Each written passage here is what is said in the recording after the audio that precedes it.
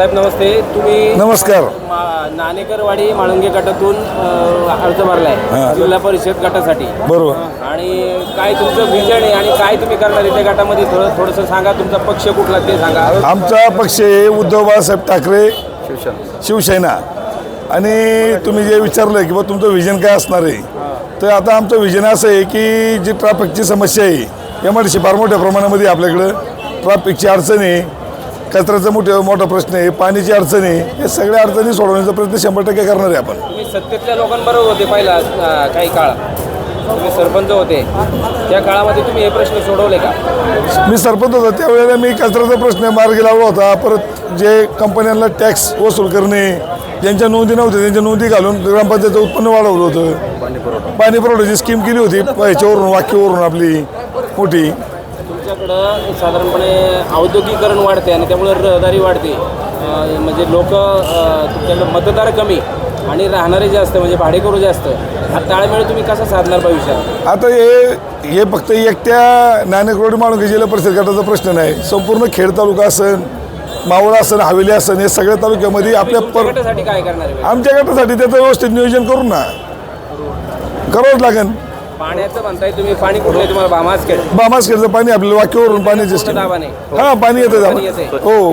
बरं. बाकीचे काय प्रश्न आहे तुम्हाला? काय युवकांचा रोजगार, व्यवसाय याच्यासाठी तुम्ही काय करणार आहे? आता तरुणांना ज्यांना रोजगार वाटतोय बा मला नोकरी करायची, त्यांच्यासाठी कंपनीच्या मॅनेजमेंट असेल, ते अधिकारी असेल, त्यांना भेटून त्यांची रोजगाराची व्यवस्था. कॅम्प घेतले काही तुम्हाला? कॅम्प आम्ही याचे घेतले ना, आपले दवाखान्याचे कॅम्प घेतले आम्ही. ज्यांना वयोवृद्ध माणसं आहे किंवा कुणी आधार कार्डचा कुणाची अडचण आहे, जे शासकीय योजनेचा लाभ आहे ते आम्ही मतदारसंघामध्ये लोकांपर्यंत पोहोचवला आम्ही. उद्योग व्यवसाय मोठ्या प्रमाणात असल्यामुळे तिथे समस्या जास्त आहेत, त्यावरती तुम्ही लक्ष देणार आहात. तुमच्या विधानसभेला निवडणुकीमध्ये कुठल्या पक्षाला तिथे जास्त मतं मिळाली होती? तिथं शिवसेना उद्धव बाळासाहेब ठाकरे गटालाच मिळाली. आमदार बाबाजी काळे. तुम्ही साधारणपणे तुमची श्रीमंत जिल्हा परिषद गट आहे आणि उमेदवार तुम्ही आमच्या माहितीनुसार काहीतरी 140 कोटीचं तुमचं उत्पन्न आहे, असं काय आहे का? हां, आमचं उत्पन्न 140 कोटी म्हणजे संपूर्ण कुटुंबाचं आहे. आमचे एकत्र फॅमिली आहे आणि सगळं वाईट आहे.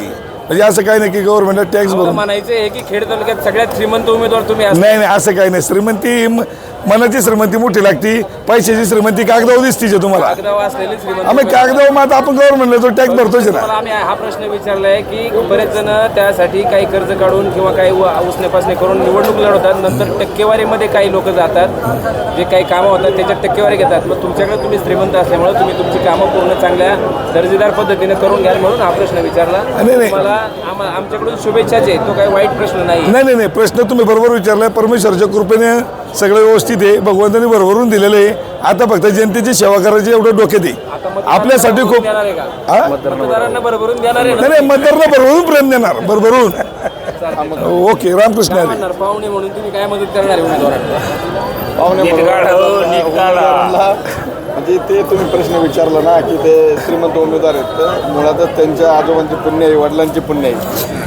आजोबांच्या आणि वडिलांच्या पुण्याने त्यांच्याकडं भगवंताने भरभरून दोन्ही हाताने त्यांना भरभरून दिलेलं आहे. आणि ते दिलेलं असल्यामुळं ZP सदस्य ते होणारच आहे.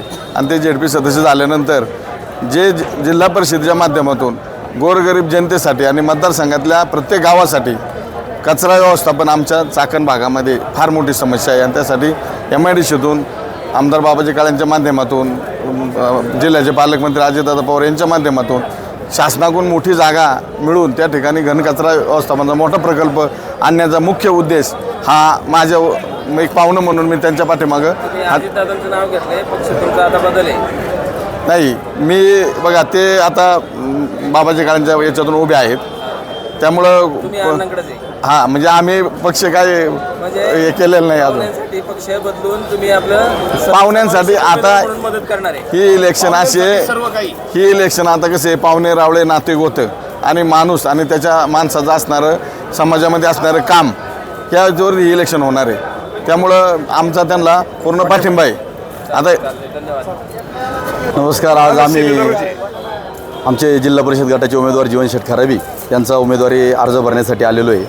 आमचं सर्व प्रचार यंत्रणा असेल किंवा आमचं येणाऱ्या 15 दिवसातलं संपूर्ण जनतेपर्यंतचं जे आमचं विजन आमचं उमेदवाराचं पोहोचवायचं आहे, हे आमची संपूर्ण टीम, आमची सर्व मीडिया टीम आणि आमचे सर्व कार्यकर्ते, शिवाय शिवसेना उद्धव बाळासाहेब ठाकरे पक्षाचे कार्यकर्ते, आम्ही सर्व ताकदीने हा उमेदवार निवडून आणण्यासाठी प्रयत्न करू.